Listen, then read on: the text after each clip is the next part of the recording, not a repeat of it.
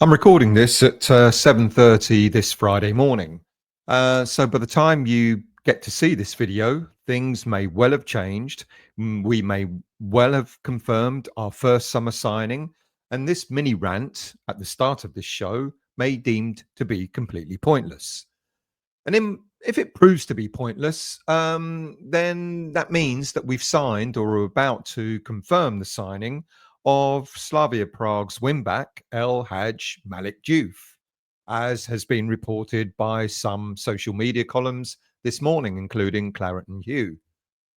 Because according to the news, reports coming from the Czech Republic, from Denik iSport, a Czech Republic website, and from an ex-Czech Republic, an ex-Czech player who is friends with Thomas Souček, a chap called Jiri Sodoma, it seems that we are about to reach or close an agreement for the signing of the Senegalese wingback in a deal that's worth up to around 25 million euros, which includes add-ons.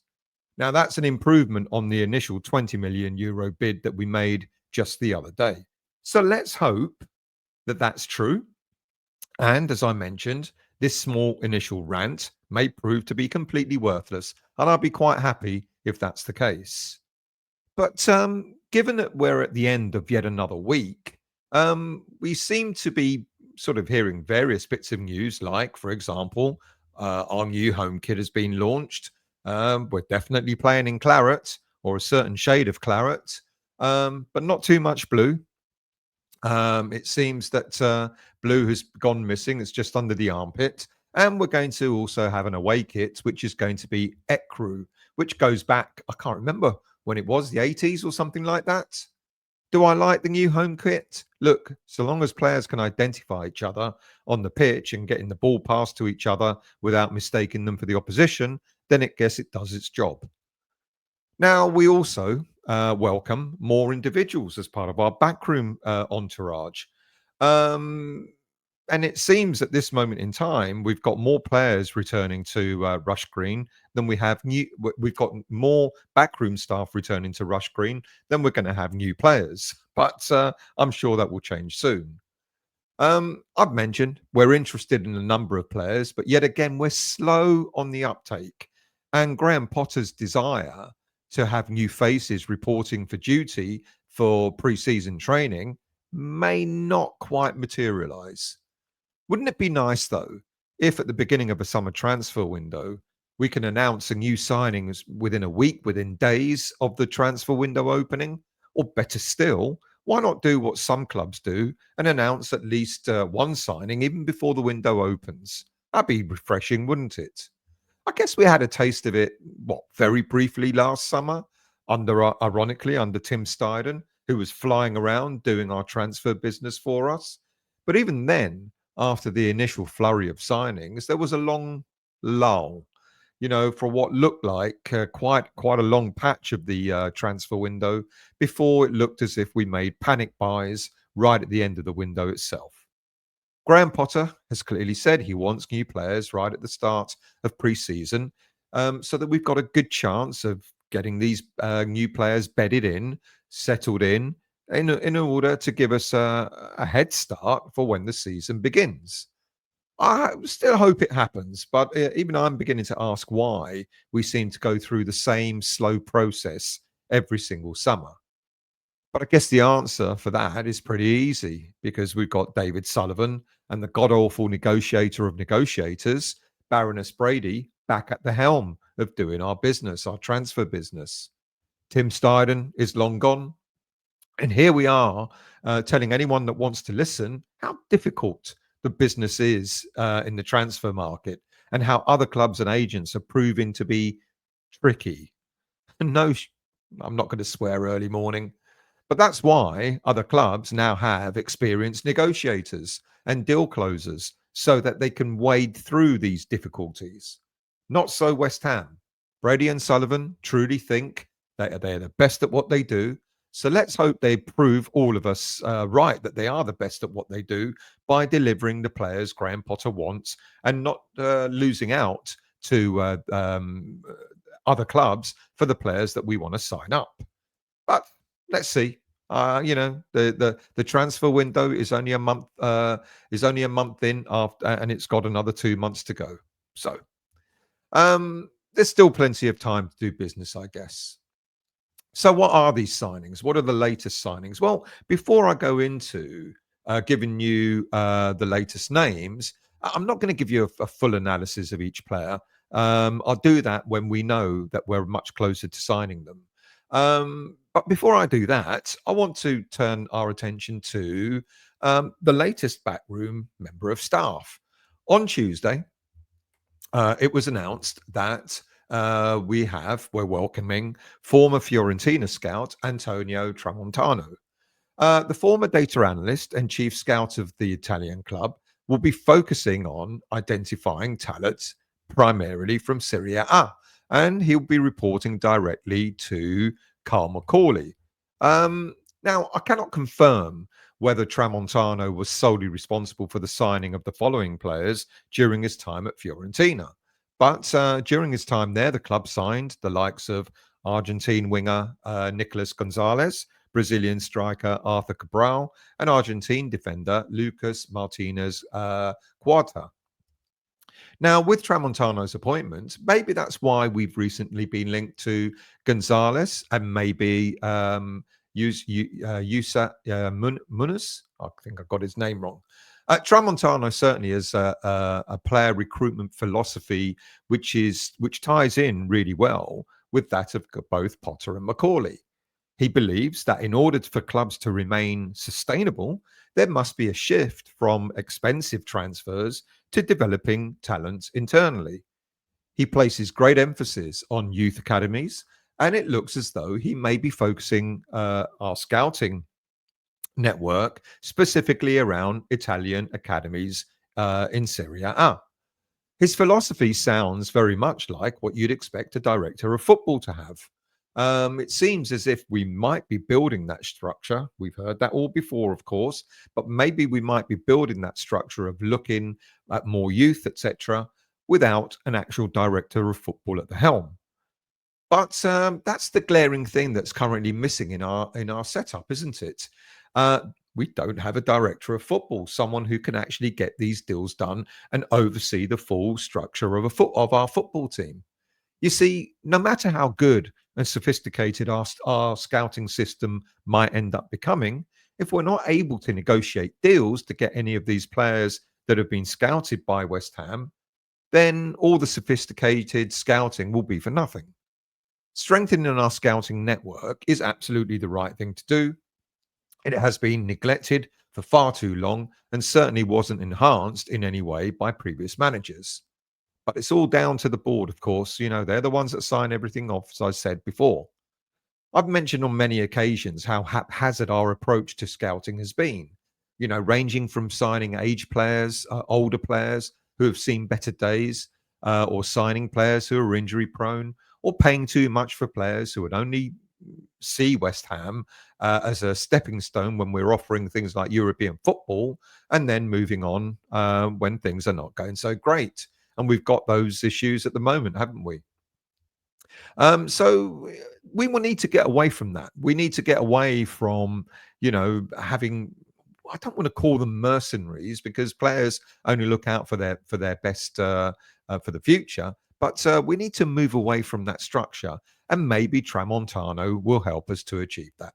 Anyway, let's focus on some of the players. So, as I've said, it looks as if we're close from the reports that we're receiving this morning, that we're close to signing Hadji Malick Diouf from Slavia Prague.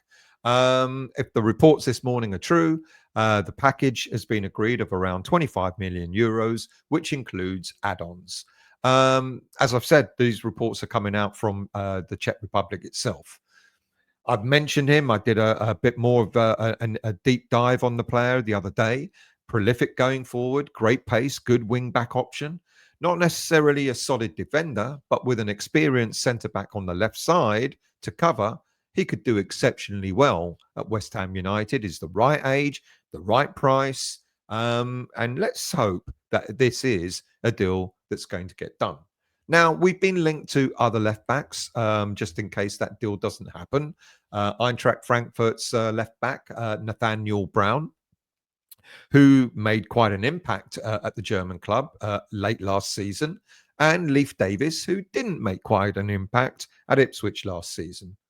I cannot profess to knowing too much about Brown. I can also say from what I saw of Davis, I thought he stood out when he was in the Championship, but certainly not in the Premier League last season. But we're also linked to another wing back, but this side on the right, this time on the right side, and that is Celta Vigo's Oscar Mingueza, another fullback we've been targeting. Now, I cannot see really that he'll be replacing Aaron Wan-Bissaka in the starting lineup, but it does make sense to bring in a player that maybe is good cover, but also who is versatile. It allows us, that sort of player allows us the option to change formation when needed. He can play on the left-hand side of as a wing back as well, a bit like Wan-Bissaka does. So it gives us a bit more scope. He was at Barcelona, but didn't quite reach the heights that was expected of him. But he was primarily playing for quite some time as a right-sided centre-back. But at Celta Vigo, he was used more and more as a wing-back on the right side, and he's excelled at that. And his efforts won him a recent call back to the Spanish senior team. He's got 1 year left on his contract at the Spanish club, and Celta Vigo may be forced to have to sell him in order for him not to walk away for nothing at the end of next season or at the end of this coming season. Having said that, they didn't pay anything for him in 2022 when he actually joined from Barcelona on a free transfer. Both Diouf and Mingueza are valued at around 25 million euros each. So if there was a player to be favoured between the two, if we're looking at getting one of the two, it looks as if Diouf is much more closer. But Mingueza is someone that's quite interesting and would certainly give us depth in the squad. It's been suggested that after a very decent Club World Cup campaign, we're back in for 27-year-old Fluminense winger John Arias. Now, this right-footed player can operate on both flanks, and he can operate as a sort of central attacking midfielder as well. But my guess is, to be really honest with you, that we're not looking at wingers as a priority at this moment in time. So at this moment in time, I'm not paying too much attention to this particular link. And that also applies to Ipswich's winger, Amari Hutchinson. Although the under-21 player excelled for Ipswich when they won promotion to the Premier League, he didn't, again, a bit like their left back, he didn't quite shine in the Premier League when last season. Look, he had a very decent under-21s European Championship campaign, of course. But again, like I've said, just like with Arias, my guess is we're not prioritizing a winger at this moment in time. And I think we're sort of looking much more at getting in central midfielders, defenders, and of course, a striker. And when we talk about central defenders, we go back to Kevin Lomonaco. Now, again, another player, we've been linked to him last season. We're linked to him again now. I can't see this one happening either, to be quite honest with you. Now, what was interesting when I was reading about him is back in 2023, Lomonaco admitted that he was bribed into getting a yellow card in a game when he was playing for Brazilian club Red Bull Bragantino. He got a 380-day ban for it. Given what's going on with Lucas Paqueta at this moment in time, I think the last thing we want is to be linked with a player that's got that kind of past. Maybe he's not done it again, but it lingers, doesn't it? You never know. And then reports that we're in for AC Milan's 22-year-old midfielder, Yunus Musa. Another one, I'm not sure whether it's got much substance to it. The stories going around, even more stories again this morning. Apparently, he's not part of Massimiliano Allegri's plans for AC Milan, and not part of sporting director Ili Tare's plans either.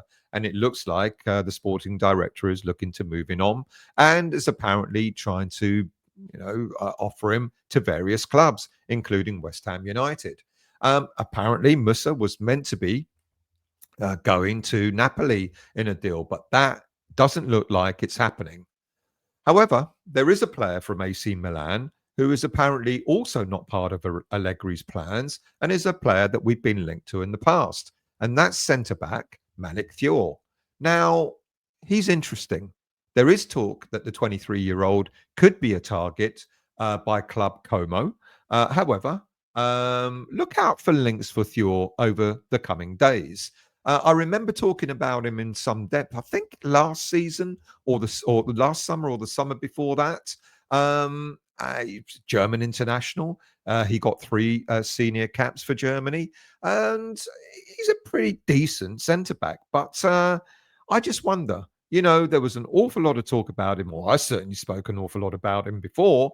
But I just wonder if he's someone just to look out for, and maybe some stories might be materialising. Excuse me, over the coming days. Another player that we've also been linked to recently is a German player. Under 20, he was also in the under 21s internationals. Nelson Viper. Now, the striker has got a year left on his contract at Mainz. He had a very good European Championships, and he gained a lot of interest because of his performances. Still a raw talent. He scored 4 goals during the Euro Championships. He scored the goal that got them back into the game against against England in the final. And that he would be an interesting one to look out for as well. So I'm not sure how true these rumors are, but let's see what happens over the coming days with that one as well. Now, what about players leaving? Well, in terms of players leaving, there's still no sign of Maxwell Cornet returning to Genoa. Apparently, there's talks about them wanting West Ham to pay the majority of his wages. We don't want to do that. We'd rather they just buy him and pay his wages themselves, or negotiate a lower wage if he really wants to stay at the Italian club. There, of course, is the big battle brewing for the signing of Mohamed Cudis. West Ham have made it abundantly clear to Spurs that they can do one with their low ball offers. Apparently, they've now had 2 bids rejected, and apparently Daniel Levy has stepped in personally to get this deal done. As we know, the initial bid was £50 million, and we said no, thank you. And apparently, Spurs have come back with a £55 million deal, and again we've said no, thank you. And apparently, it was only the same 50 million with 5 million add-ons. Now, look, I've said this before. I'd rather keep the player than sell him on the cheap.